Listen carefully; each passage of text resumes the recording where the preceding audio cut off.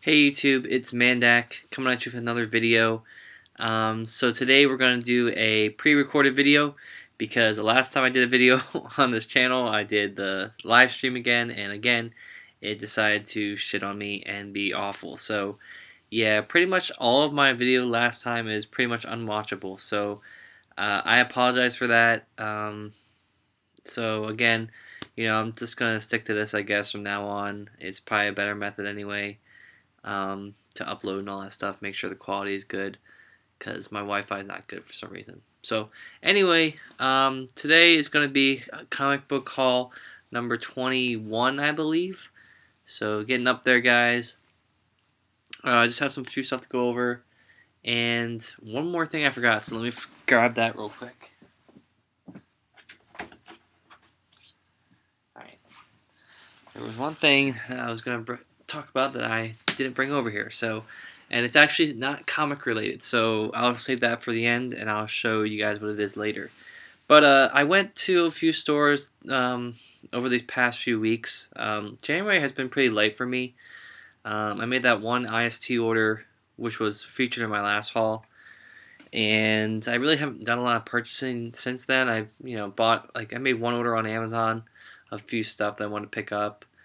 Went to my local Books A Million, found a few small trades, and then I went to a Second and Charles over the weekend, and I found a big book that I'm going to save till the end to talk about. So without further ado, we'll jump into this video and we'll get started. Alright, so starting off with the smallest books and working our way down to the biggest books. First off, we have Kingpin Civil War. So yeah, so this is a Civil War Kingpin event book, or I guess a mini-series, whatever. I'm not sure if this picks up anywhere, within the other Kingpin series that I read. I recently just read that. It was alright, wasn't great. Had a story behind Kingpin being good, and then this woman that was your character that you follow throughout the whole story. So I'm excited to read this. I think it's going to be cool. Kingpin's been a really cool character. Just how he has evolved over the years.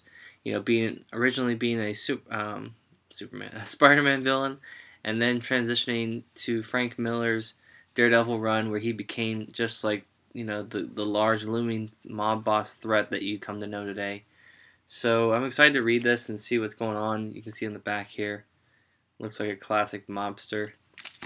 So this collects Civil War II Kingpin numbers 1 through 4, and it also has material from Amazing Spider-Man 51, which is the first appearance of Kingpin. So you can see here, they include that in the back. I guess just as filler because it's only a 4-issue series, so the trade would have been really small if they only had 4 issues in it. But I actually read this issue back when I was doing my Spider-Man readathon, and it's really cool because this issue,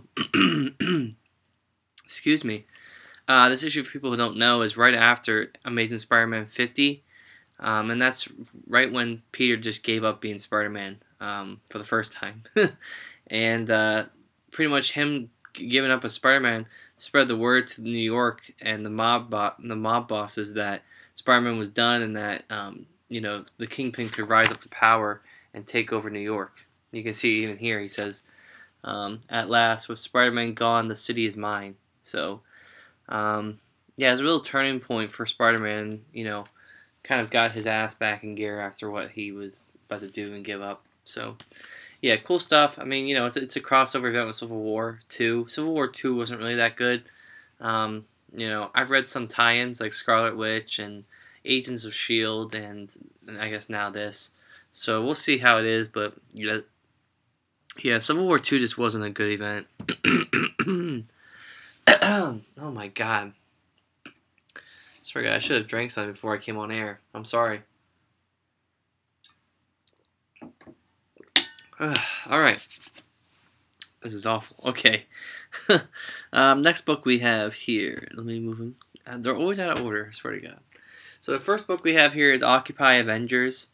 So I picked this up because it was cheap.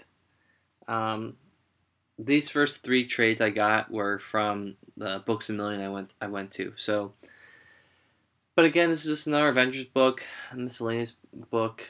This is also right in the same time period as Civil War II, so we'll see what it's about. Um, yeah, I don't really know what this is all about, so we'll see. It has Hawkeye in it, so that's cool. Hawkeye is a really cool character. I've read Matt Fraction's run. I've read the whole Avenging Archer collection, which collects a bunch of miniseries and one-shots with Hawkeye and Mockingbird, which is a really good book. I suggest anyone who's a Hawkeye fan pick that up after you've read Matt Fraction's run. But yeah, this is really cool. You can see on the front you got, looks like Luke Cage, and I don't know if that's Jessica Jones or not. Maybe, we'll see. But yeah, cool. Just a small trade. This collects, I think this collects Occupy Avengers 1 through 4, and then some other stuff. I'm not sure. It's a thick trade though. I don't know if there's other stuff in here, so we'll see. All right, moving on here. We get Occupy Avengers Volume 2. This collects Occupy Avengers numbers 5 through 9. So, yeah, we'll see what this is all about. Again, I have like almost no knowledge about what this is going in. Looks like there's scrolls in here, so I don't know what that is. Maybe it's more Secret Invasion stuff. Because, you know, Mockingbird was replaced by a Skrull for a long time, and then she came back during Secret Invasion. So maybe that's part of the story. I don't know. So we'll see what it's all about. Looks like Hydra's in it too, so you can see the Hydra cover on the front and the Hawkeye arrow going right through it. So again, I have no idea what this is about. So we'll see if it's any good or not. Probably not, but whatever. They were like really cheap. I got them for like $3 each, so it's not like they're really expensive. Alright, so getting down to the pile here, let me separate these two books because this one's slightly bigger than this one. Alright, next book I got was the Defenders Ashes collection, which follows directly after the Six-Fingered Hand Defenders Epic Collection. So this collects a bunch of older Defender stuff. It has DeMatteis as the writer, so I'm really excited. For anyone who doesn't know, DeMatteis did a bunch of, is famous for Kraven's Last Hunt. I also have another book by him as well in this collection, which I'll go over soon. But yeah, Defenders is always known as Marvel's non-teen, because it just had a bunch of characters just that were, you know, thrown together and not really anything. You know, I mean, the first team was like Doctor Strange, you know, Silver Surfer, Namor, Valkyrie. It was a really weird bunch of characters, but it was really cool. I read the Avengers Defenders War. Thought it was alright. It wasn't too crazy. It was what I expected. It was a 70s, you know, mashup of characters that really didn't have a really good story in my opinion. I just didn't really get into it. So the early 70s for Marvel is just a really bad time for me. I just don't really like a lot of books on that era, but this is early 80s, so this might be early 80s, early to mid 80s into the 90s is usually my sweet spot in terms of writing and art. I like that era. Because that's usually when like comics were really hitting their stride with their art and stuff.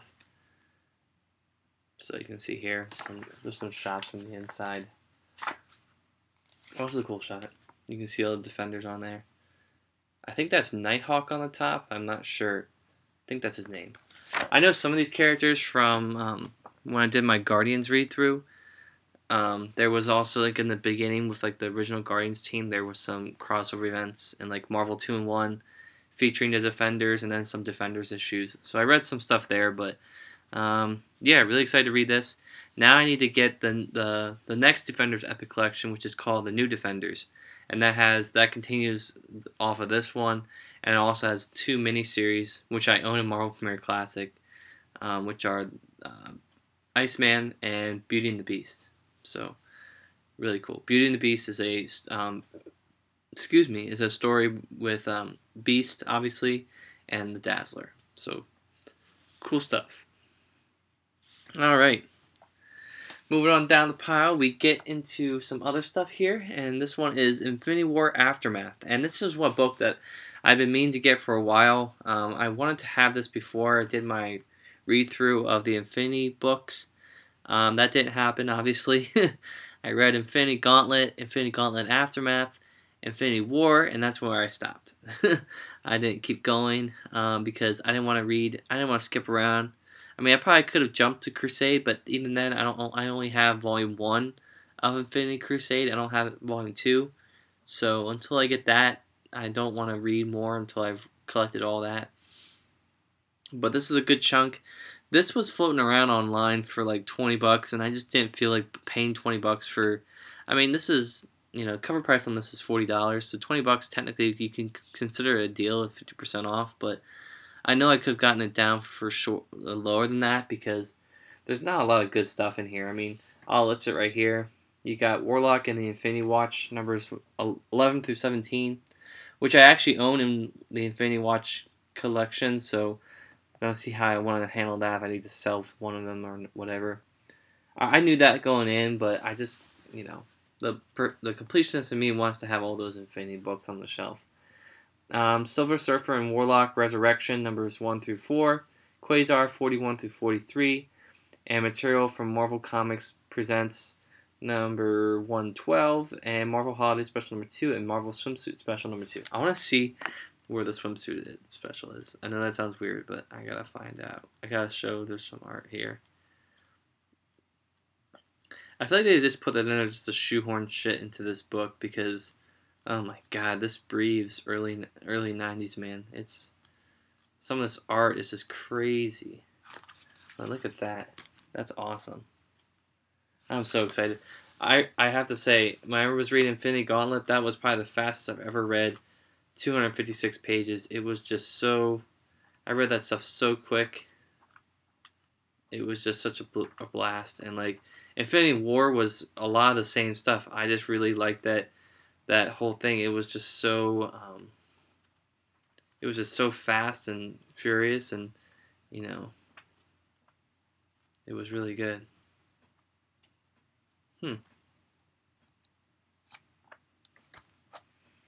I don't know where it is. Oh, here we go. Where are the dudes? Or where are the where are the girls? I meant to say.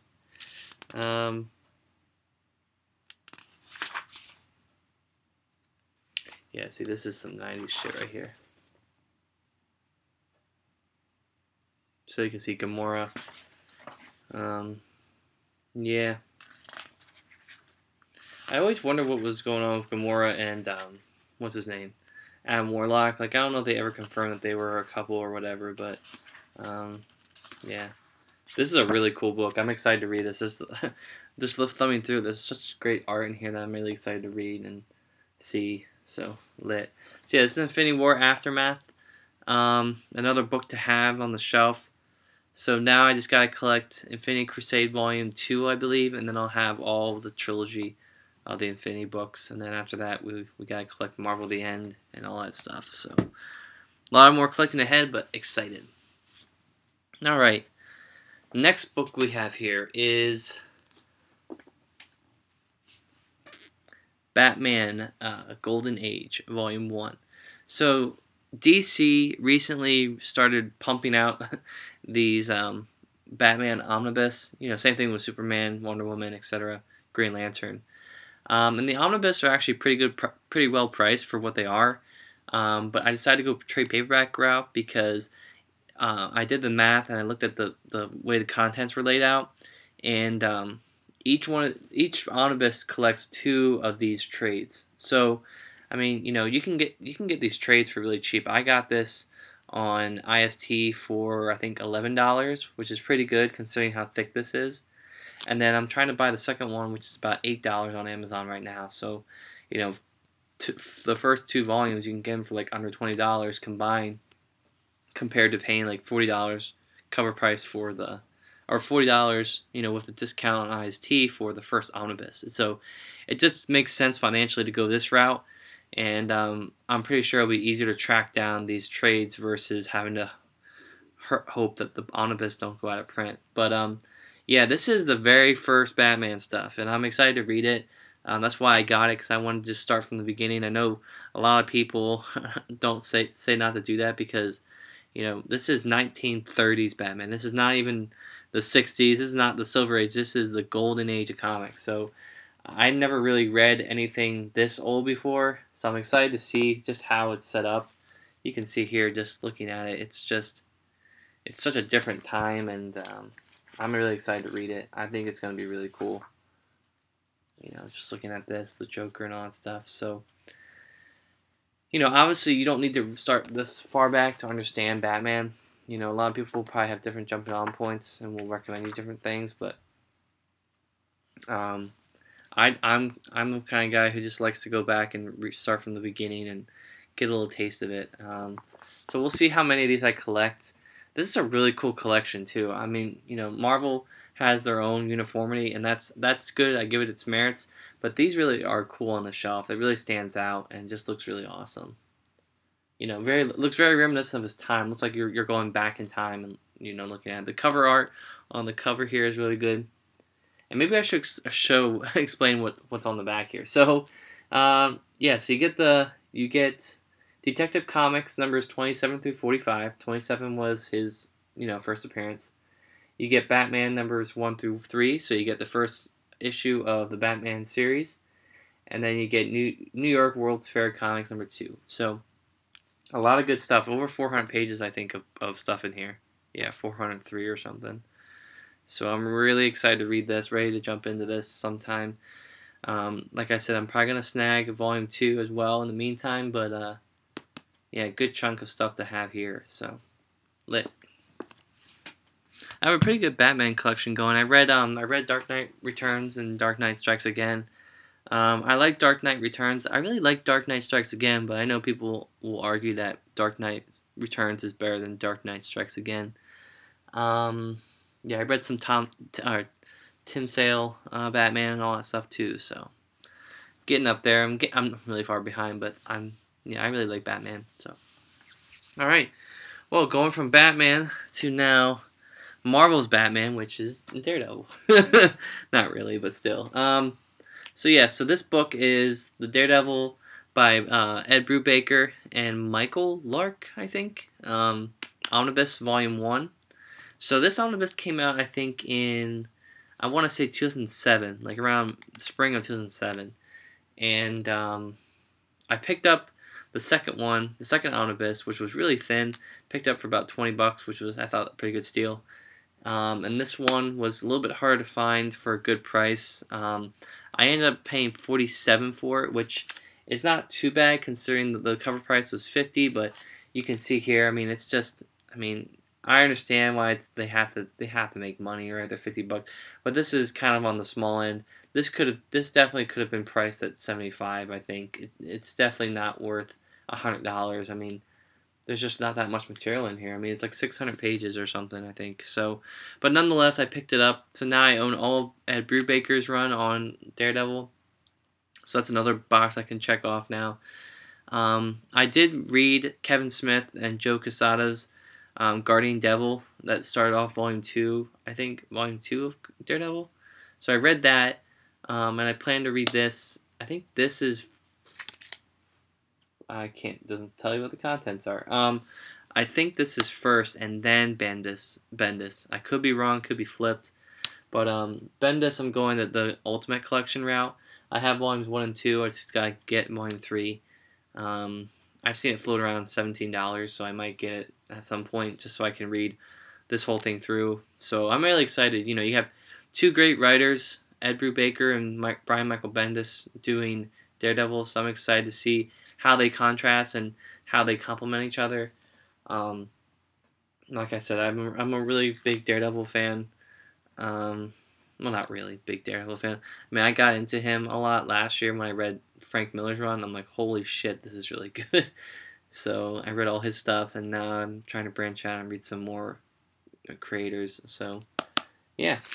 So I can't tell you what the contents are because I don't list it on the back, but um, I think it's like 80 to 100 or something. I'm not sure. That might be the other one. I could be wrong. But you can see here the cover roll in the back. And it says nominated for 3 Eisner Awards: Best Continuing Series, Best Writer, and Best Pencil or Inker Team. So, nice. And the Daredevil Omnibus are always in such look great on the shelf. So you can see this is going to match up perfectly with the second one. Same type of setup.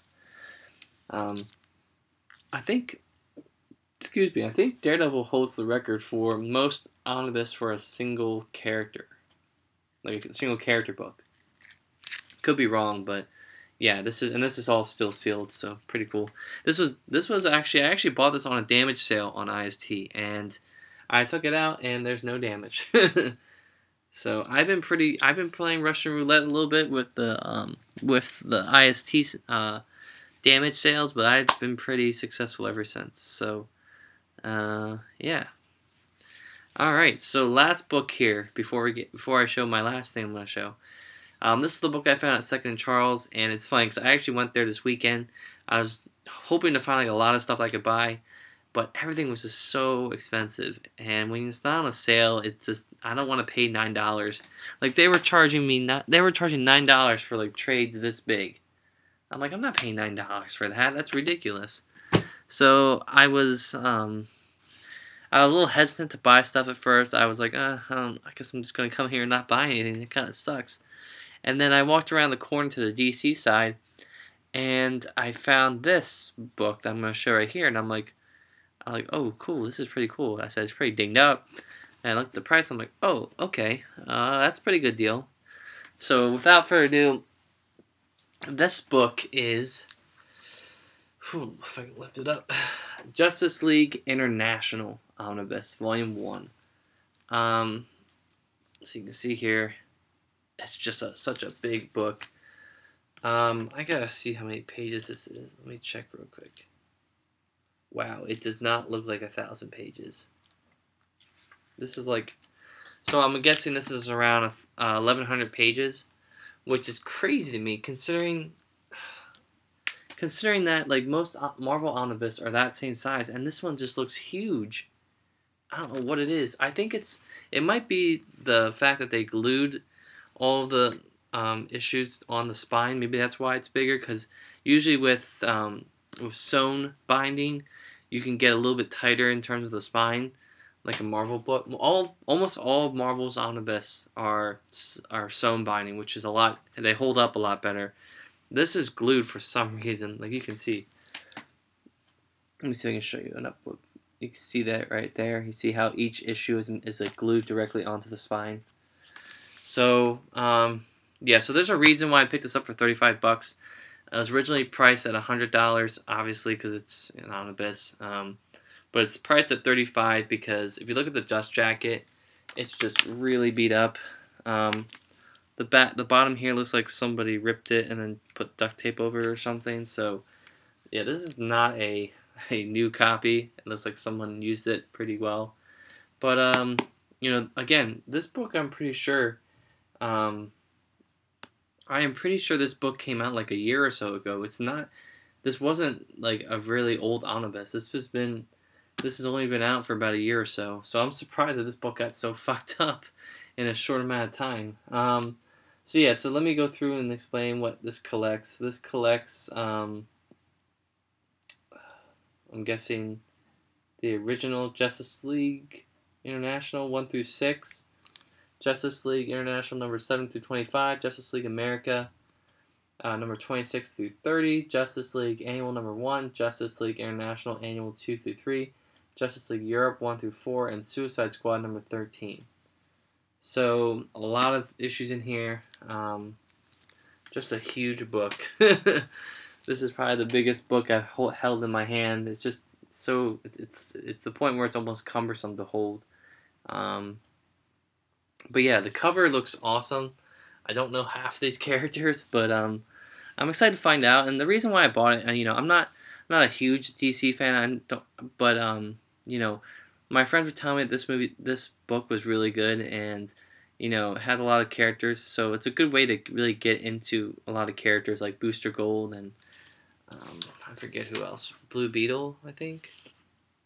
And the art here just looks awesome. I don't want to show it for fear of breaking this book because I feel like it's gonna rip or something when I show it. But yeah. So pick this up, and I can officially say now that I own a DC omnibus because I don't think I own a DC omnibus. No, I don't. So yeah, this is really cool to have, and my friends were talking, and I think they're under the assumption that DC won't make a volume 2 of this. So DC has been known a lot more than Marvel has for canceling books. So I don't know what's gonna happen, but if they ever do announce a volume 2, I will definitely buy it because now I have volume 1. So that's my haul, guys. Didn't really buy a lot, but again, oh shoot, I forgot to talk about the one thing I was going to talk about. All right, well, that's my comic book haul. So I'm going to organize it again right here. So yeah, so excited to read all that stuff. We'll see how we organize it. I'm in the process of moving right now, so probably won't be putting it on the shelf. Kind of seems stupid to do that now. Might just try packing it away. But yeah. So those are all my comics. So the last thing I bought was actually at a Books A Million that was in my grandparents' house. I went there to look for comics, didn't find anything because their comic selection was awful. So I ended up looking at their records. Sometimes Books A Million has pretty good records. And this is what I found. I found Church's first album, The Bones of What You Believe. So I now own all 3 of their albums, and for anyone who doesn't know, Churches is one of my favorite bands. It's really funny how I started getting into them. I was literally sitting in the car with my sister waiting for my mom to like run an errand or something, and someone in a beat up car or whatever pulls up next to us, and they're playing Keep You On My Side from their second album. And I was like, wow, that song is really, really cool. So I went home, I downloaded it, and I listened to all their other music. I'm like, holy shit, this band is actually really cool. Lauren Mayberry's voice is just awesome. I think that's part of why I like them so much. But yeah, so I picked this up. This was originally priced at $20. So, I mean, a little expensive for an album I already own on my iPod, on my iPhone. But I got 10% off of it, so it was basically like $19. It basically knocked off the tax. So, yeah, I'm excited to listen to this. I'm probably going to pop it in after this video and listen to it because I'm really excited. So just look at the back here. You have the back, just the 2 sides. Just looking at these songs. The Mother We Share is probably their most popular song that most people will probably know. We Sink is another good song I like on that first side. Gun is another good song. I think Lies is one of their very first songs that they made for this album. So, really good stuff. Under the Tide is that song that the dude gets to sing. I forget what his name is. I think it's like Ian or something. And then side B, you have Recover, which is a great song. You have Night Sky.